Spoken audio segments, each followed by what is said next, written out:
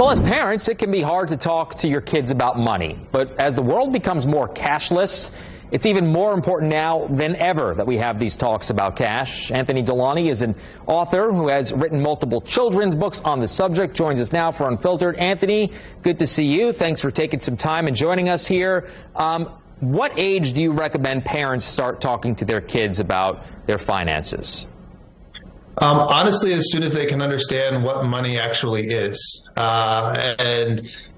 might think that might sound a little silly, but if we think about little toddlers or whatnot, how much they sometimes love playing games like being a mini mom or running their own little store or something like that. As soon as they can start interacting and showing some independence, you can start bringing up those conversations. I would imagine the conversations, though, depending on the age, differ, right? Absolutely. So one thing I learned, I've been in the financial services industry for about 20 years. And one thing I've learned that a lot of parents want to talk to their kids directly about money as an object. And really all money really is a tool. So when it comes to introducing that tool to very young children, it's more so kind of helping them to understand the purpose behind the tool. So if a child goes with a parent to a grocery store or something like that, and they start to understand, they don't really get to see the transaction of money the way that we used to in the past, where cash was brought here or there. It's more all credit cards now. Mm-hmm. But if they kind of get the understanding of money is being used for these particular things, they can understand that. It's amazing what kids can pick up on at a very, very young age. And there's nothing, it seems, that kids love more than being treated like mini adults. So they're very observant, and I agree with you. I have 2 kids. I totally get it. How do you start those conversations with kids?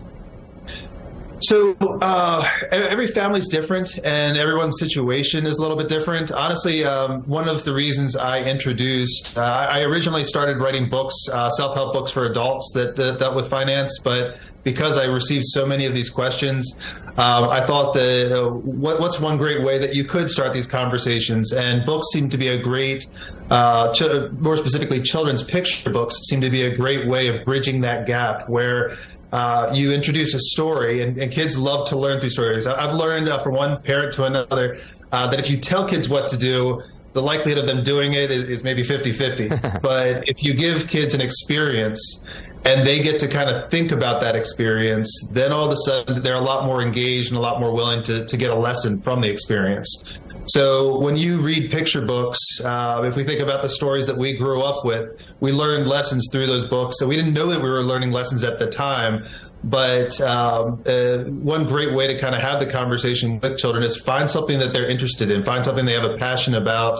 And if they love reading books with you late at night, I know that we're all busy these days.